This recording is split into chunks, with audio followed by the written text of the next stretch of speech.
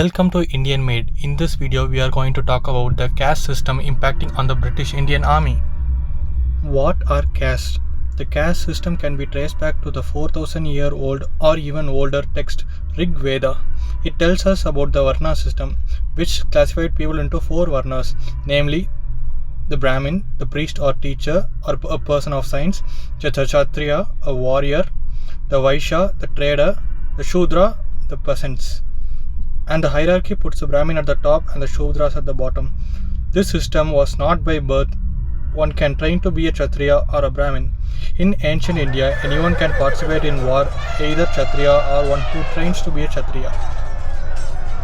But in the late 16th century, this system became an by-birth basis which resulted in oppression. During these times, a king's army mostly dominated by Kshatriyas, but the peasants can only enlist during the time of war. The army of Chhatrapati Shivaji Maharaj was one of the most inclusive army in the medieval era. People of all Varnas were allowed to enlist. It consisted of a huge population of Mahars. This practice was followed until the fall of Maratha Empire.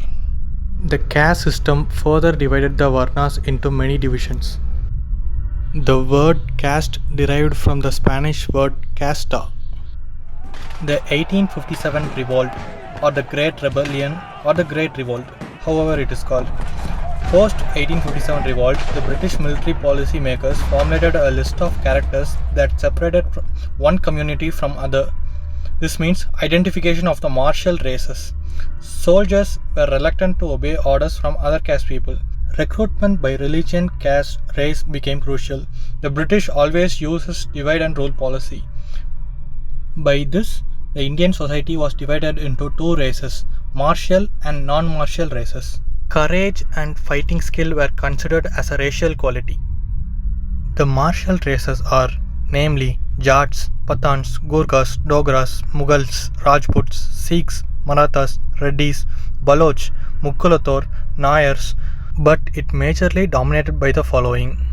The British army were divided into three armies based on the province, namely Bengal Army, Madras Army, Bombay Army. In 1857, the entire Bengal Army revolted due to the issue of new bullet cartridges which were rumored to be greased with cow and pig fat.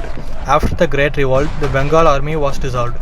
The Sikh and Gorkha regiments helped to suppress the revolt, so they were called as loyal races. The first Sikh regiment was formed, mostly recruited Masbi Sikhs to counter the high caste domination in the army. The large number of Jats, Pathans, Gurkhas and Sikhs were recruited as they became more popular among the recruiters. They issued handbooks to the recruiters. It contained the data of places and where to find which caste and race of people and which festivals it is easy to recruit which races and religion of people. It also mentioned the physical qualification needed for the different races of people. These handbooks refer the people as fighting material. All Indian soldiers except Gurkhas and Garhwals wore turbans. Different colored turbans were used to identify the different regiments.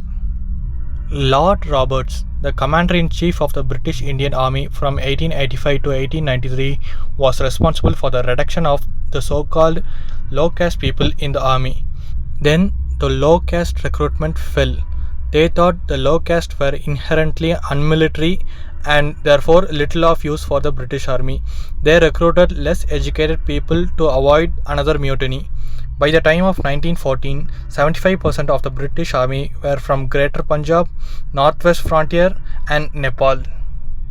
The Mahars were allowed to join the army. Later, a separate regiment for Mahars was made from 1914 to 1918 during the First World War. This allowed them to leave their traditional jobs in their village. Participating in wars gave them a sense of pride. But the regiment was disbanded after the war and banished to join the army, only to recruit in the Second World War. The Masbi Sikhs were also recruited during the Second World War in large numbers, but later disbanded. The recruitment of the so-called low caste people intensified during the time of wars only, kind of an use and throw policy. B.R. Ambedkar condemned this practice of recruiting and disbanding. On 8 June 1941, B.R. Ambedkar raised the issue with the British colonial administrators by writing a letter. In conclusion, I would like to finish it with a quote: "Divided we fall, united we rise." Majority of the British Indian Army recruited Indians who were paid by the heavy tax which the people paid to the British. Essentially, we funded our own oppression. We were oppressed because we let our guard down. United we rise. The modern Indian Army still has that old regiments, namely Sikh Regiment, Gorkha Regiment, Dogra Regiment, Rajput Regiment. But the Indian Army does not recruit based on caste, religion or race. We set aside our differences and fight for a patriotic cause, that is India.